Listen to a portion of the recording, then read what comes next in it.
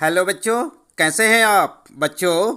आज हम पढ़ेंगे क्लास 7th सामाजिक अध्ययन के अंतर्गत हमारा पर्यावरण विषय का दूसरा पाठ हमारी पृथ्वी के अंदर। हम आपको बताएंगे बच्चों इस पाठ से संबंधित प्रश्नों के उत्तर अभ्यास प्रश्न उत्तर में। तो आप लगातार देखते रहें वीडियो और जुड़े रहें हमारे साथ। चलिए शुरू करते हैं। सबसे पहला प्रश्न है यहाँ पर आपका, निम्न प्रश्नों के उत्तर दीजिए। और क्या है आपके लिए, पृथ्वी की 3 परतें क्या हैं। तो जानते हैं आप बच्चों, आपने पाठ में पढ़ा होगा क्या है पृथ्वी की 3 परतों के नाम। उत्तर में आप लिख सकते हैं पृथ्वी की 3 परतें हैं, भूपर्पटी, मेंटल और क्रोड। ठीक है, और आपके प्रश्न का उत्तर हो जाएगा। इसके बाद बच्चों दूसरा यहाँ पर ख सेल क्या हैं। तो जानते हैं आप क्या है बच्चों सेल। उत्तर में आप लिख सकते हैं पृथ्वी की परपटी बनाने वाले खनिज पदार्थ के किसी भी प्राकृतिक पिंड को सेल कहते हैं। सेलें विभिन्न रंग, आकार एवं गठन की हो सकती हैं। आई बात समझ में। अगला है यहाँ पर तीसरा, 3 प्रकार की सेलों के नाम लिखिए। तो क्या लिखेंगे आप उत्तर में। जानते हैं आप सेलों के नाम। उत्तर में आप लिख सकते हैं बच्चों 3 प्रकार की सेलें। नंबर 1 आग्नेय सेल, नंबर 2 अवसादी सेल और नंबर 3 कायांतरित सेल। ठीक है, अगला है यहाँ पर घ आपके लिए वर्लभेदी एवं अंतर्भेदी सेल का निर्माण कैसे होता है। तो जानते हैं आप बच्चों, आपने पाठ में पढ़ा होगा।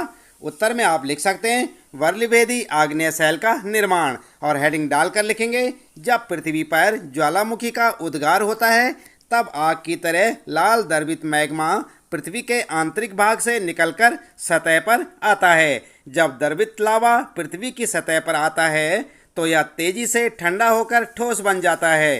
परपटी पर इस प्रकार से बने सेल को वर्लभेदी आग्नेय सेल कहते हैं। इनकी संरचना बहुत महीन दानों वाली होती है। उदाहरण के लिए बेसाल्ट, दक्कन पठार बेसाल्ट सेलों से ही बना है। आई बात समझ में। इसके बाद दूसरी हेडिंग डालेंगे बच्चों अंतर्भेदी आग्नेय सेल, और यहाँ पर हेडिंग डालकर डैश करके लिखें द्रवित मैग्मा कभी कभी भूपर्पटी के अंदर गहराई में ही ठंडा हो जाता है। इस प्रकार बने ठोस सेलों को अंतर्भेदी आग्नेय सेल कहते हैं। धीरे धीरे ठंडा होने के कारण ये बड़े दानों का रूप ले लेते हैं। ग्रेनाइट ऐसे ही सेल का एक उदाहरण है। आई बात समझ में।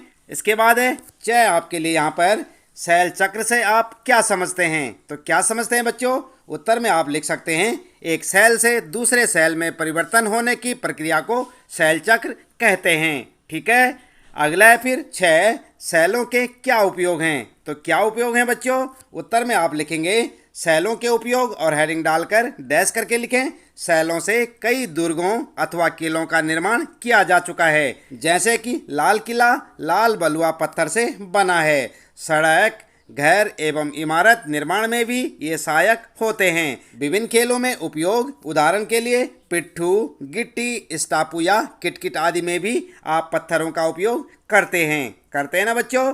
और इसके बाद है जय आपके लिए कायांतरित सेल क्या हैं। तो जानते हैं आप क्या हैं बच्चों कायांतरित सेल।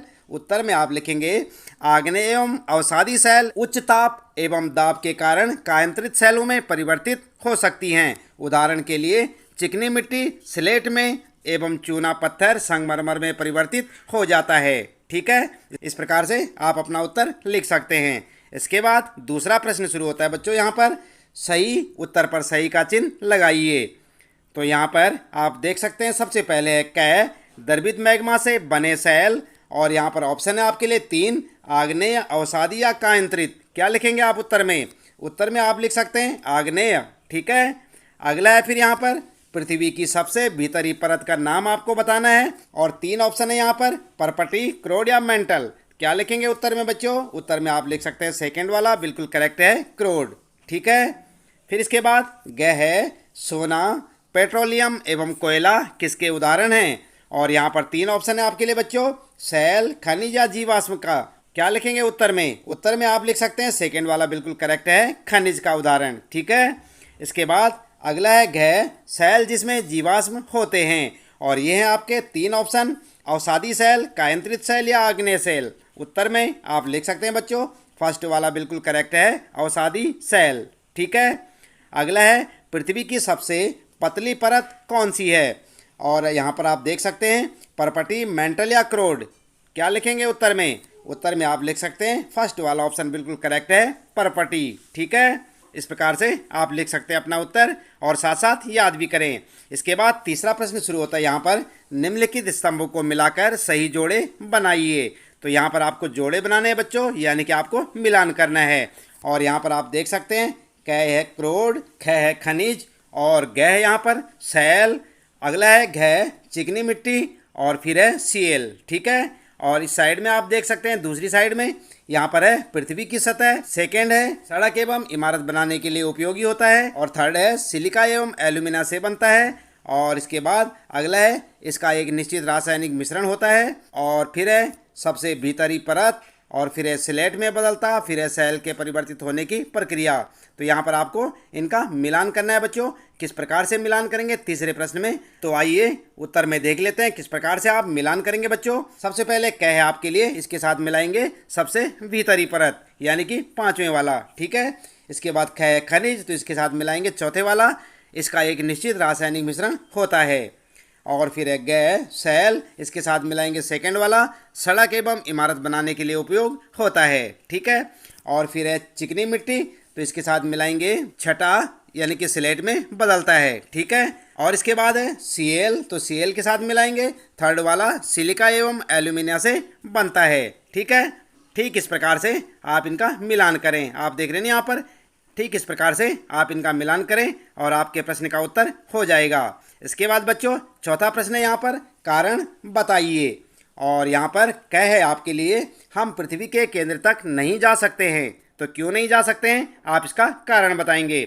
उत्तर में आप लिख सकते हैं बच्चों, हम पृथ्वी के केंद्र में निम्न कारणों से नहीं जा सकते। और क्या क्या कारण है, नंबर 1 लिखेंगे, पृथ्वी के केंद्र तक पहुंचने के लिए जो बिल्कुल असंभव है, आपको समुद्र की सतह पर 6000 किलोमीटर गहराई तक खोदना होगा। तो नहीं खोद पाएंगे ना, इसलिए नहीं जा पाएंगे। और दूसरा है बच्चों, पृथ्वी की सतह से नीचे जाने पर तापमान 1 सेंटीग्रेड प्रति 32 मीटर की दर से बढ़ता जाता है। और अगला है यहाँ पर तीसरा, पृथ्वी के केंद्रीय क्रोड तरल अवस्था में आग का गोला है एवं वहाँ का दाब भी बहुत अधिक है। ठीक है, तो इस प्रकार से आप लिख सकते हैं क का उत्तर। इसके बाद ख है बच्चों, अवसादी सेल अवसाद से बनती है। तो इसका क्या कारण है, उत्तर में आप लिख सकते हैं सेल लुढ़क कर, चटक कर तथा एक दूसरे से टकराकर छोटे छोटे टुकड़ों में टूट जाती हैं। इन छोटे कणों को अवसाद कहते हैं। ये अवसाद हवा, जल आदि के द्वारा एक स्थान से दूसरे स्थान पर पहुंचाकर जमा कर दिए जाते हैं। ये अदृढ़ अवसाद दबकर एवं कठोर होकर सेल की परत बनाते हैं। इस प्रकार की सेलों को अवसादी सेल कहते हैं। उदाहरण के लिए बलुआ पत्थर रेत के दानों से बनता है। इन सेलों में पौधों, जानवरों एवं अन्य सूक्ष्म जीवाणु जो कभी इन सेलों पर रहे हैं के जीवाश्म भी हो सकते हैं। ठीक है, फिर है यहाँ पर ग चूना पत्थर संगमरमर में बदलता है। तो इसका कारण बताना आपने, क्या लिखेंगे उत्तर में, उत्तर में आप लिख सकते हैं बच्चों, चूना पत्थर एक अवसादी सेल है। अवसादी सेल उच्च ताप एवं दाब के कारण कायांतरित सेलों में परिवर्तित हो सकती है। चूना पत्थर भी उच्च ताप एवं दाब के कारण संगमरमर में परिवर्तित हो जाता है। ठीक है, तो इस प्रकार से आप इसका कारण बता सकते हैं। तो बच्चों इस प्रश्न के साथ ही इस पाठ से संबंधित प्रश्नों के उत्तर यहाँ पर समाप्त होते हैं। उम्मीद है कि आपको अच्छे से समझ आए होंगे।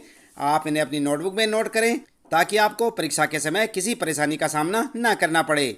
और हर रोज़ इसी प्रकार सामाजिक अध्ययन के अंतर्गत सभी विषयों के सभी पाठों के प्रश्नोत्तर जानने के लिए आप लगातार देखते रहे वीडियो, जुड़े रहे हमारे साथ। और यदि आप चैनल में पहली बार आए हैं तो चैनल को सब्सक्राइब अवश्य कर दें, बेल आइकन भी दबा दें बच्चों, ताकि आपको आने वाली प्रत्येक पाठ की वीडियो की नोटिफिकेशन मिलती रहे। मिलते हैं अगली वीडियो में नए पाठ के कुछ नए प्रश्नोत्तरों के साथ।